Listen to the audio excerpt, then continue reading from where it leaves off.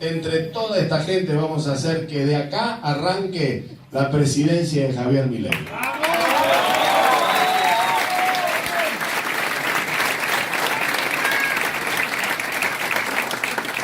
Muchas gracias, Carlos, por esta presentación.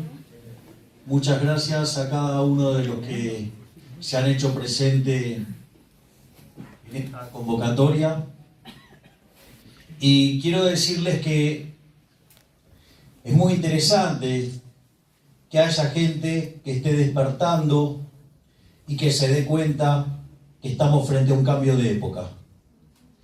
Ese régimen socialista que se arrancó acá en Argentina desde 1916 y que de ser una de las primeras potencias del mundo hoy nos tiene como 70, 80 al tipo de cambio oficial y 140 al paralelo, y que está haciendo de este país un lugar miserable. Nosotros venimos a decir que se acabó. Se acabó este momento de los políticos chorros y ahora es el momento de la gente honrada, de la gente que labura. Esto es una revolución moral.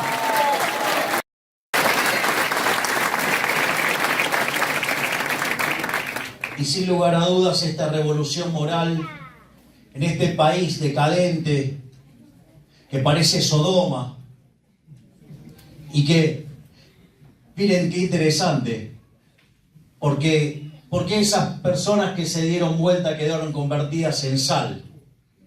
Porque lo único que le interesaba a la gente de Sodoma era ¿qué?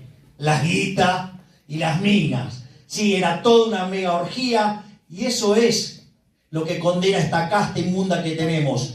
El ego que los lleva a una visión de poder desmedida, la codicia y la lujuria. Y eso es lo que los está hundiendo. Y a pesar de que utilicen todos los recursos, que utilicen la caja amarilla de la ciudad para ensuciar a todos, en especial a mí, quiero que sepan que les vamos a ganar, que vamos a entrar en la segunda vuelta y vamos a ganar la presidencia.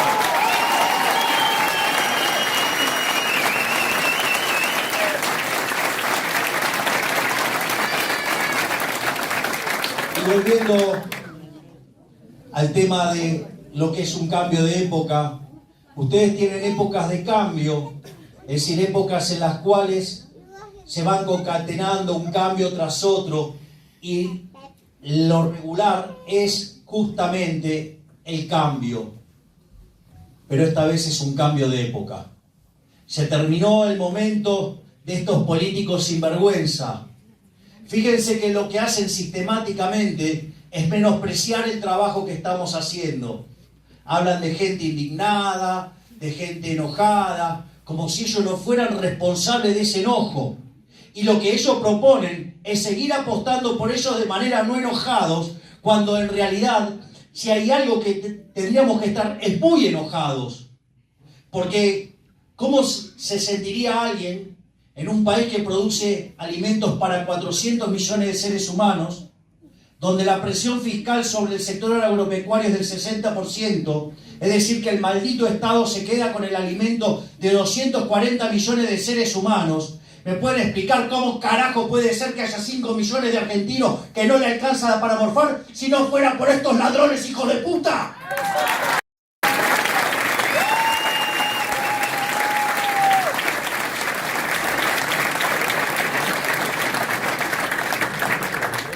Y básicamente lo que explica esta decadencia argentina es lo que yo en aquel debate por la Diputación Nacional de la Ciudad Autónoma de Buenos Aires denominé como el modelo de la casta, que dicho sea de paso, la mentirosa que representaba a Larreta, llámese María Eugenia Vidal, prometió terminar con la ley de alquileres, la propia ley que mandó Juntos por el Cargo y no sacaron, o que iban a bajar los impuestos y que no los bajaron. Es decir, contestan y hablan mirando las encuestas y se quisieron mostrar como liberales, pero no son liberales. Si quieren liberales, tomen a los originales, no a las fotocopias de cuarta que son los chantas de Juntos por el Cargo.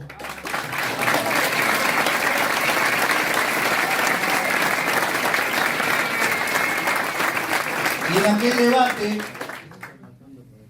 el tema de lo que es el modelo de la casta, yo explicaba que estaba inspirado en una frase nefasta que dice: donde hay una necesidad, nace un derecho. ¿Y cuál es el problema? El problema es que las necesidades son infinitas. Y cuando ustedes asignan un derecho, alguien lo tiene que pagar. Y como los recursos son infinitos, ustedes ahí tienen un problema de incompatibilidad. Necesidades infinitas, recursos finitos.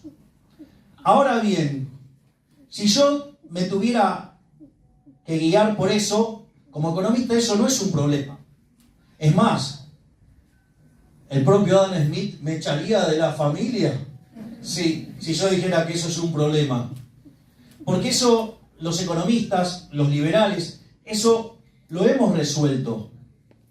Se resuelve con el sistema de precios, con la propiedad privada, con la división del trabajo y la cooperación social.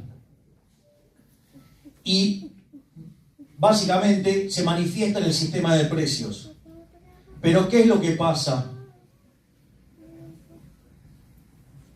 El problema radica en que a los políticos esa solución no les gusta. No les gusta la solución de la mano invisible. No les gusta que cada uno de nosotros, guiados por nuestros propios intereses, llevemos el bienestar al máximo que pueda obtener una sociedad. Y ellos lo que prefieren es la garra visible, la garra del Estado que se apropia de nuestros recursos y los enriquece a ellos y nos empobrece a nosotros. Porque como decía Bastiat, son las porosas manos de los políticos. Entra por un lado algo y por el otro lado sale mucho menos. Y todo lo que se quedó en el medio es toda la casta política repulsiva, inmoral, inmunda que tenemos. ¿Saben por qué les molestó tanto que sortee la dieta? No porque en el fondo ellos no quieren devolverle nada a la gente. Eso los dejó en evidencia. Pero no es eso lo que más les molesta.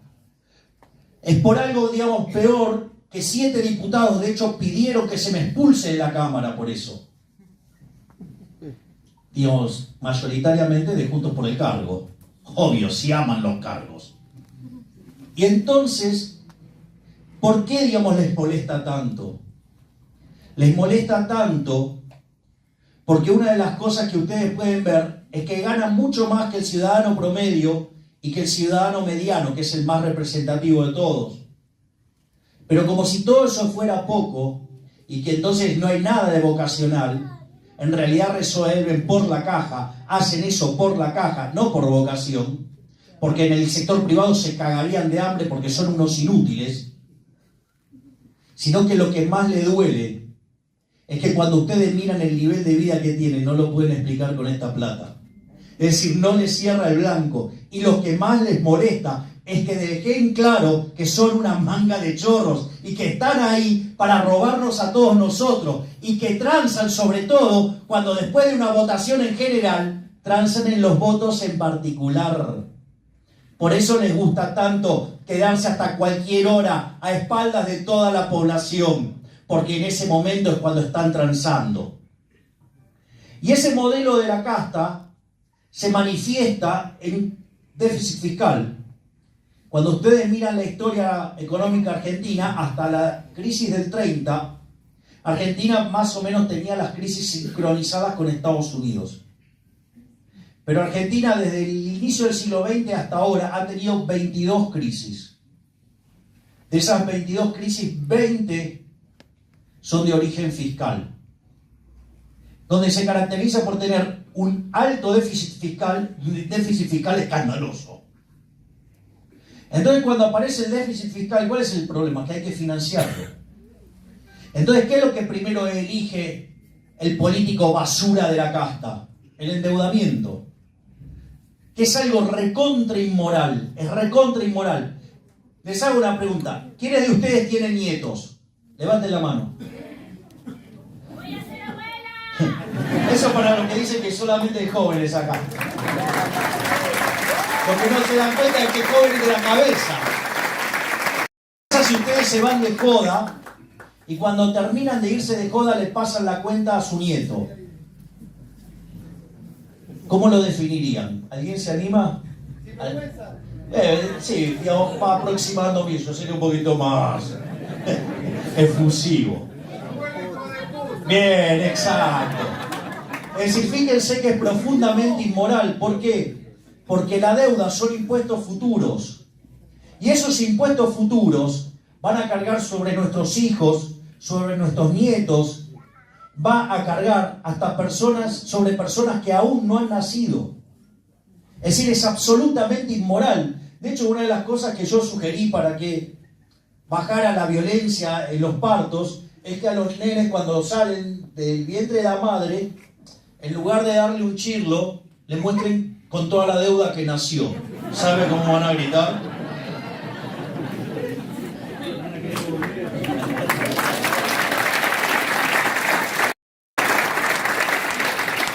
Obviamente, cuando no hay más crédito, cuando no hay más deudas que tomar en el mercado financiero, me acuerdo cuando hacías los mercados no paran, ¿viste? Toma, anotate. No, porque digo, a Carlos lo conozco hace muchos años, me ha hecho notas y todo. Y es interesante porque entonces ¿a qué recurren? A otra forma de endeudamiento, también profundamente inmoral, que es la emisión monetaria. La emisión monetaria lo que tienen que entender que es una estafa. Yo lo suelo explicar con un ejemplo que es la economía que hace transacciones en moneda de oro, y sé que muchos pueden decir otra vez el mismo ejemplo, pero Mises decía, mientras que los socialistas sigan repitiendo sus mismas mentiras, nosotros les vamos a seguir repitiendo las mismas verdades. Así que voy a continuar con el ejemplo de la economía de oro. Nosotros estamos haciendo todas transacciones en monedas de oro y de repente llega un amigo mío, un físico, otro un químico, y descubre la forma de transformar el plástico en oro. Y hacemos unas copias fenomenales. Empezamos a comprar plástico y empezamos a rellenar la casa de lingotes de oro. En principio, mientras que yo haga esa falsificación, no tiene nada de malo. Si yo quiero decorar mi casa con eso o quiero presumir de todo ese oro, seré medio pelotudo de presumir de lo que no tengo, pero no le estoy causando daño a nadie. No le estoy afectando la vida a otro ser humano, no le estoy afectando la propiedad, ni le estoy afectando la libertad.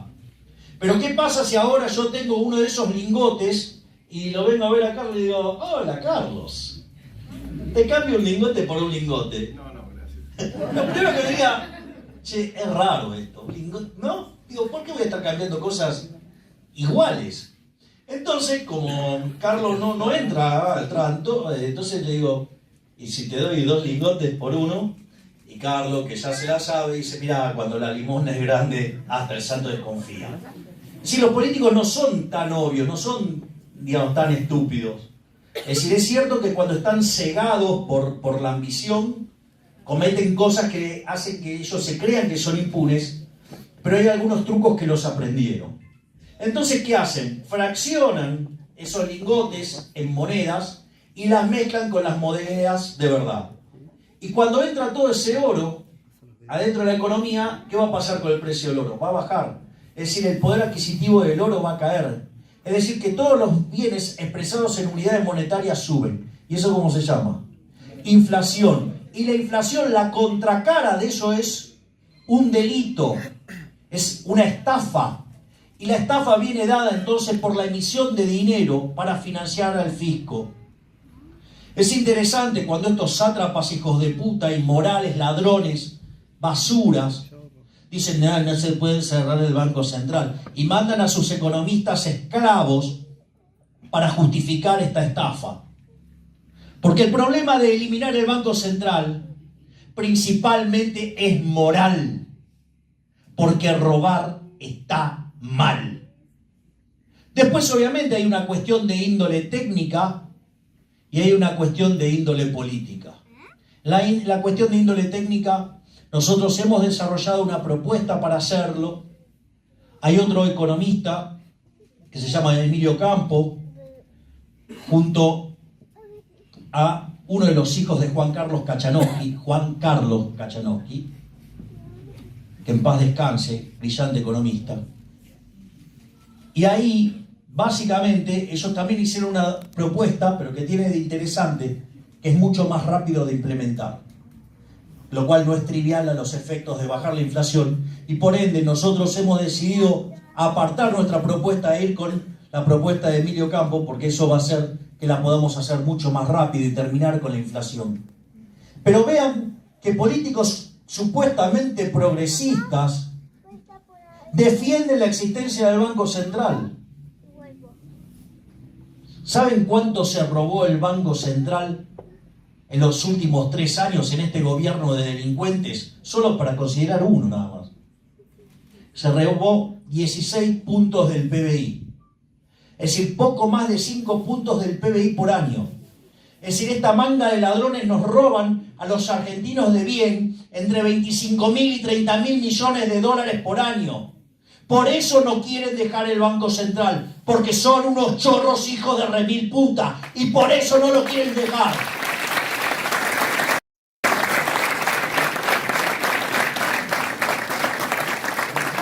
Y no solo eso, porque además la inflación tiene 2 efectos muy nocivos. Uno es que es un impuesto altamente regresivo, es decir, le pega con más fuerza a aquellos que menos tienen.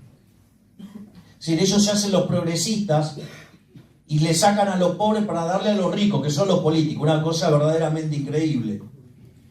Bueno, porque en realidad lo pueden hacer porque tienen el monopolio de la fuerza y además tienen el monopolio de la maquinita.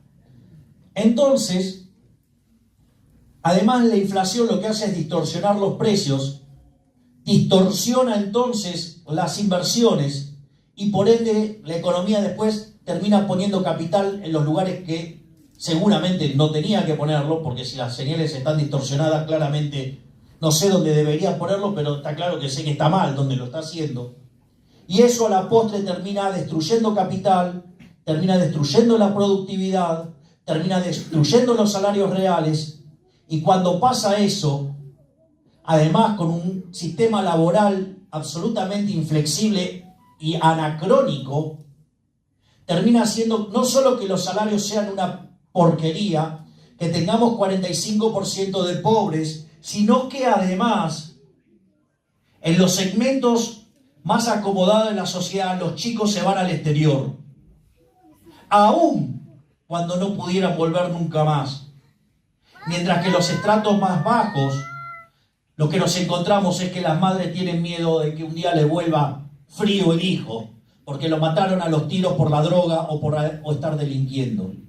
Por lo tanto, toda esa política y todos esos que defienden a esa basura llamado Banco Central de la República Argentina son unos estafadores y lo que quieren es robarse el fruto de su trabajo y poder echarle la culpa ya sea a los empresarios, a la guerra, a los petroleros, a quien carajo fuera, pero en realidad los verdaderos culpables de esto son los políticos ladrones.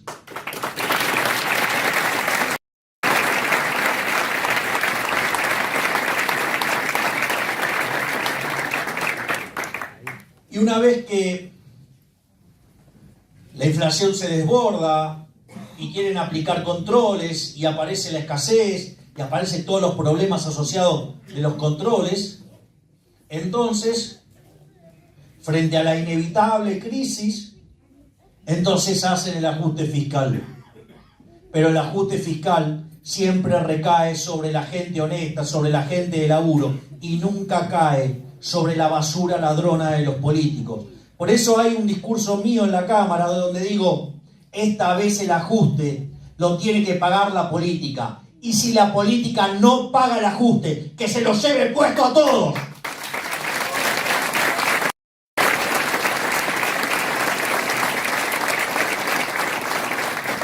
Entonces, claramente, ¿qué van a decir? Que soy un loquito, que lo que propongo no se aplica, que soy peligroso. Sí, claro, soy muy peligroso. Soy peligroso para los chorros de los políticos, porque lo que hago todo el tiempo es estar despertando a leones para que se den cuenta los delincuentes que tenemos como políticos y que tenemos que barrer con ellos para volver a las ideas.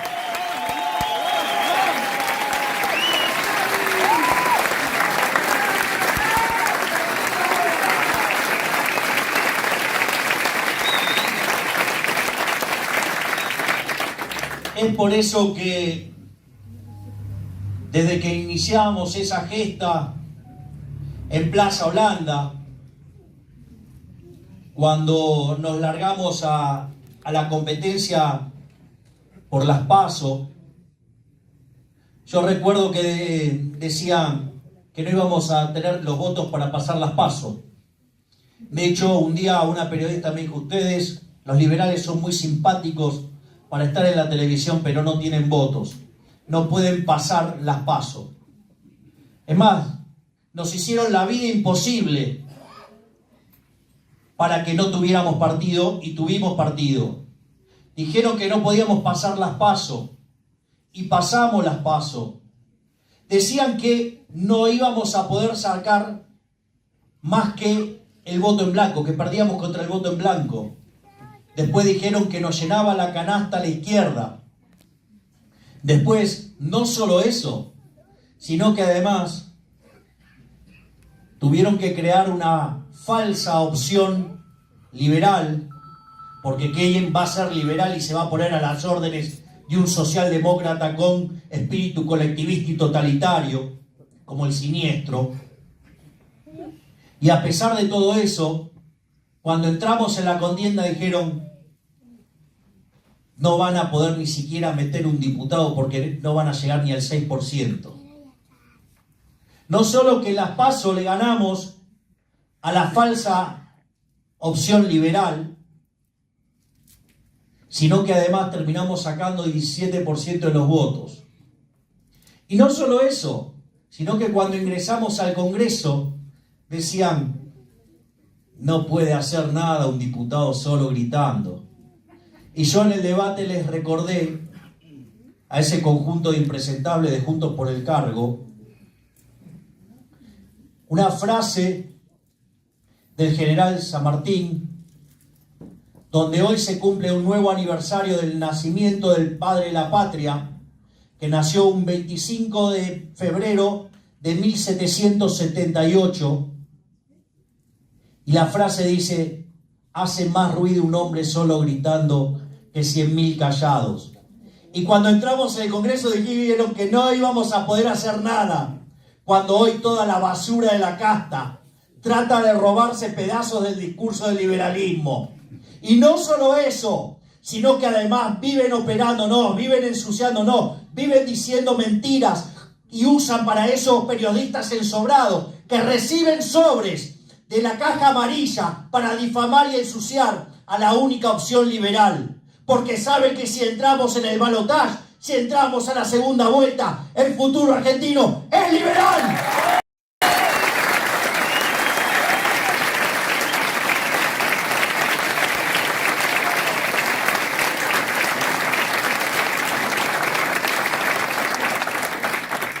Y hablando de la propuesta liberal, yo recién mencionaba aquel acto en Plaza Holanda, donde recuerdo que nosotros habíamos llamado a todos los medios y no vino ninguno. Y literalmente no vino ninguno a cubrirlo. Pero la magia de las redes sociales empezaron a transmitir los jóvenes desde Plaza Holanda, esa fiesta que está retratada, por ejemplo, en la tapa de uno de mis recientes libros que se llama El Camino del Libertario. Y una de las cosas más lindas que yo recuerdo de ese acto fue que cuando me puse a hablar de cuál es nuestra propuesta, dije: esto ya está escrito.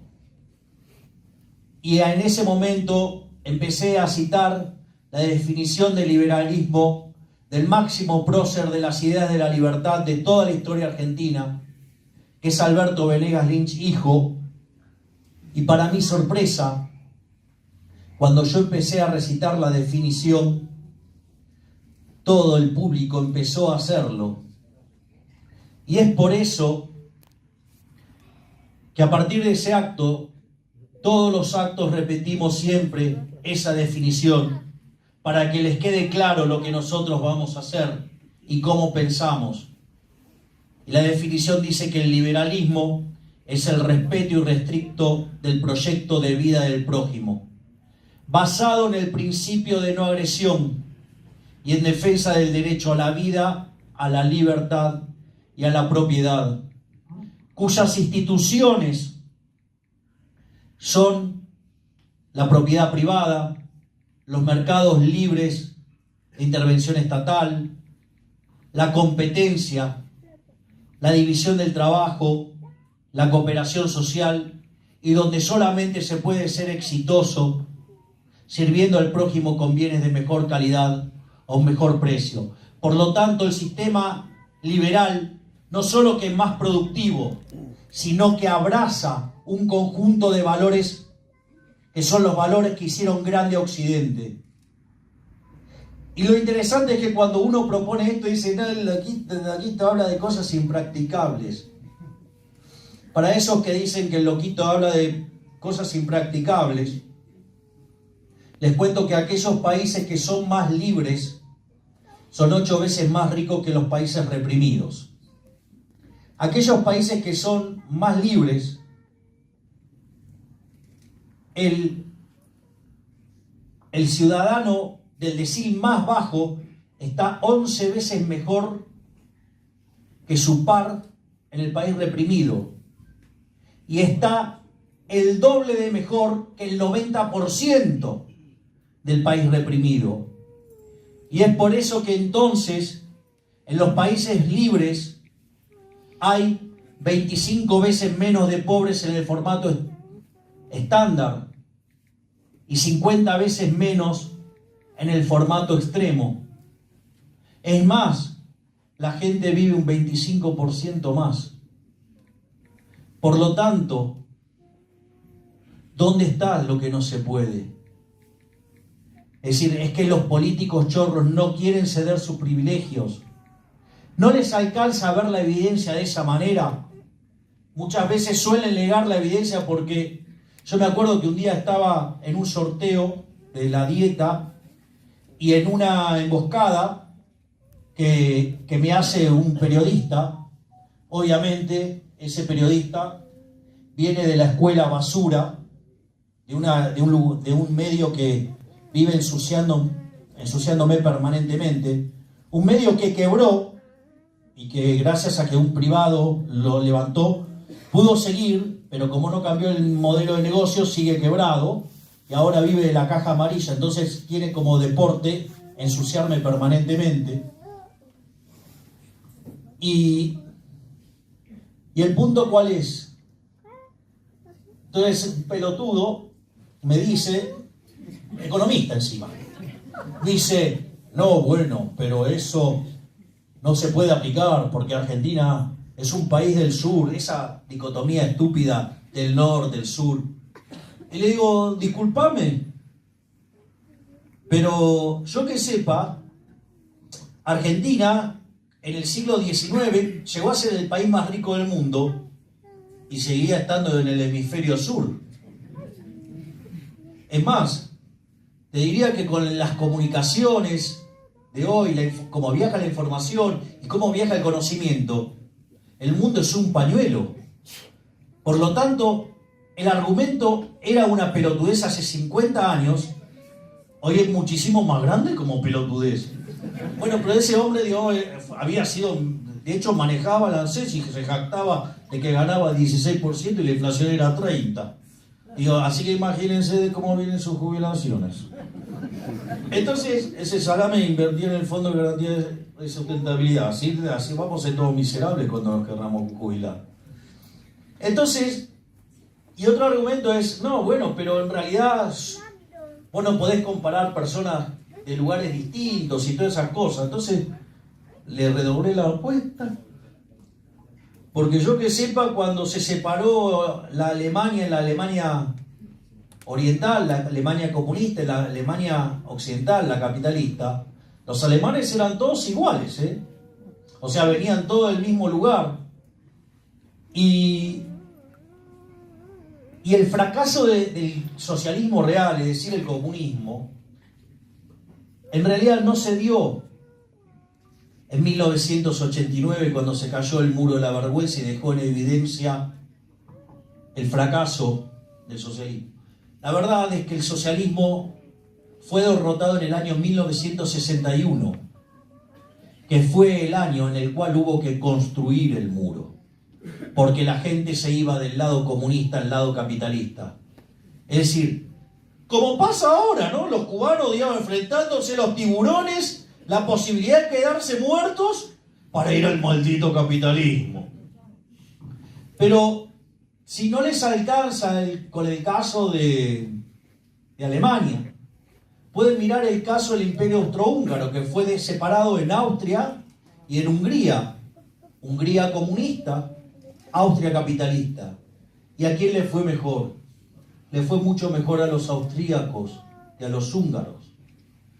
Y ustedes pueden citar también otro ejemplo y más cercano en el tiempo, que es el caso, por ejemplo, de Corea.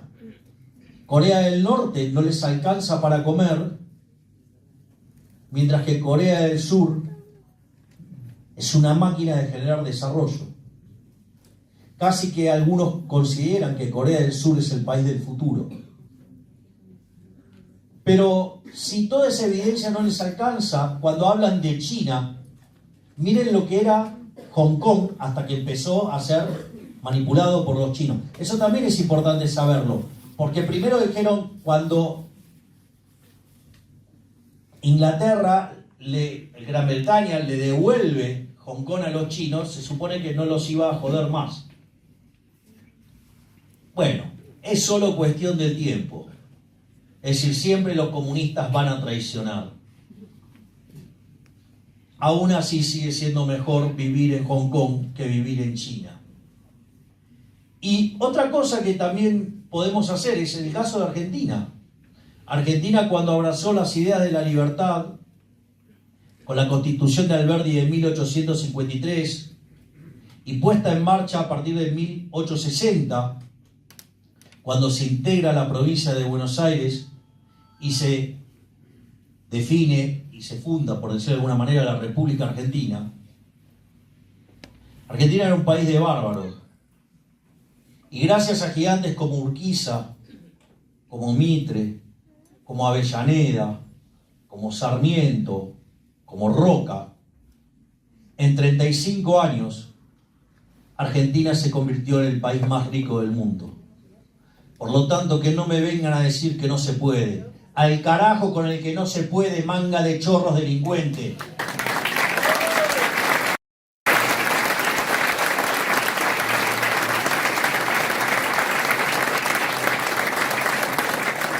Lo que sucede, tal como lo conté con el caso de eliminar el Banco Central, más popularizado como dolarización, que en realidad es una competencia de monedas, pero a la luz que los argentinos eligieron históricamente el dólar, lo más probable es que de inicio los argentinos nos dolaricemos y después podamos elegir la moneda que se nos dé la gana. Al margen de esa situación, yo dije que había una cuestión moral, que había una cuestión técnica y básicamente había una cuestión política. Y el gran impedimento es político. Vean qué inmorales que son estas ratas inmundas. Porque yo podría dolarizar, no como dicen algunos chantas que necesitamos 70.000 millones de dólares, eso es mentira. Porque el tipo de cambio no es el oficial, es el paralelo, es el de mercado. Y ahí baja a la mitad, o sea que necesito 35.000 millones de dólares. La pregunta es, si la basura de las ratas de mis compañeritos de trabajo, esas ratas inmundas de la madriguera, ¿sí?, pasaron el presupuesto para este año con un déficit de 35.000 millones de dólares. ¿Por qué sí están dispuestos a endeudarse por esa cantidad de dinero y seguir cagándole la vida a los argentinos, en lugar de agarrar y utilizar ese dinero para eliminar el peso y terminar con el flagelo de la inflación? Porque no les importa, porque a ellos lo único que les importa es seguir robándonos. Son lo mismo, lo que tienen que entender es que son lo mismo. Vamos a hacer este ejercicio. si ganara Juntos por el Cargo, ¿acaso ustedes creen que alguien de la Camporonga se queda sin trabajo? No. O si ganara el Frente de Chorros, ¿ustedes creen que los radichetongos, o la coalición cínica, o las palomitas tibias amargas del PRO se quedan sin laburo? No se equivoquen, los negocios por abajo siguen. Se pelean para la tribuna, pero los negocios siguen. La verdadera grieta no es esa que ellos hablan de república y no república, de la patria y el antipatria. La verdadera grieta, ¿sí?, es entre los chorros de la política y los honestos que nos ganamos la vida laburando. Es más, eso...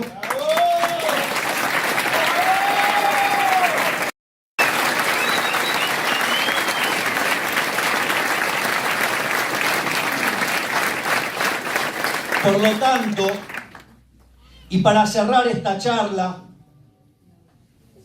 voy a usar una frase del debate del 2019 que fue pronunciada por el colega José Luis Espert en aquel debate, y que es una frase maravillosa. Argentina tiene futuro, pero ese futuro existe si ese futuro es liberal. ¡Viva la libertad, carajo!